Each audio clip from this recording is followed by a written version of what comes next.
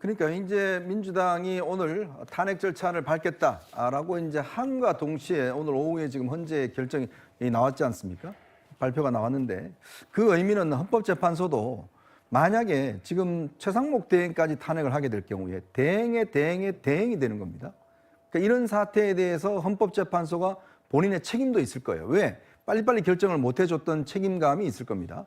아마 그런 것들이 헌법재판소에 굉장히 부담이 됐을 겁니다. 예. 만약에 이제 오늘 그 국회가 이제 열리는데 이 탄핵 절차를 시작하게 되면 결국은 지금 한덕수 그러니까 총리에 대한 즉 대행에 대한 어떤 이 탄핵 소추의 기준도 지금 헌법재판소가 못 마련했잖아요. 예. 그런 상황에 또 다시 탄핵이 이루어진다 그러면 굉장히 복잡한 문제가 생기고 모든 어떤 비난의 화살이 헌법재판소로 향할 겁니다. 도대체 헌법재판소가 지금 국정에 대한 관심이 있는지 국정 운영에 대한 책임이 있는 것인지 이 부분에 대한 비난 여론이 있지 않겠습니까? 아마 그런 것들을 고려해서 아마 헌법재판관들이 이거 안 되겠다. 지금 야당의 저런 모습을 보니까 도저히 지금 이 한덕수 총리에 대한 이걸 미루면 안 되겠다라고 해서 저는 전격적으로 결정을 한 것 같아요. 예.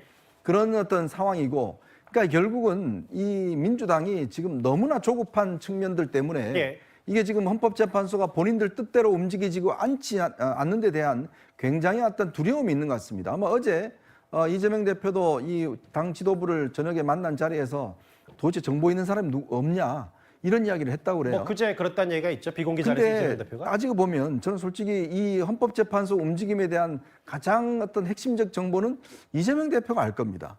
왜냐하면 우리가 역대 제가 취재를 해보면 옛날 박근혜 전 대통령 탄핵 문제에 대해서도 그때 아마 문재인 대통령이 굉장히 빨리 알았다고 그래요. 왜? 일단 뭔가 이 탄핵이 내려지면 제일 먼저 정보를 예를 들어서 할 수 있는 그 사람이 대통령이 될 수 있는 가능성이 있는 사람이 이재명 대표이기 때문에 예. 충분히 그런데 이재명 대표조차도 이제 없다는 거. 그리고 어제 격한 발언이 등등이 나온 걸 보면 지금 이 본인들의 생각대로 헌재가 움직여주고 있지 않다라는 느낌들을 아마 강하게 가지고 있을 것 같아요. 그 아마 최상목 권한대행 몸조심이나 뭐 현행범 이런 표현도 그런 속내 발로다. 그렇죠. 그래서 그 조급증의 발로로 결국 마은혁 후보자를 임명하지 않은 데서 최상목 대행을 탄핵 소추하겠다고 그러는데 문제는 근데 해봤자 안 됩니다. 그거는 남의 이 교육부 총리가 그걸 할 리가 없는 거거든요. 그렇게 실익이 없음에도 불구하고 하는 거는 헌법재판소에 대한 경고성이었거든요. 근데 그 경고에 대한 답이 저는 이거라고 봐요. 예. 결국 한덕수 총리 한다.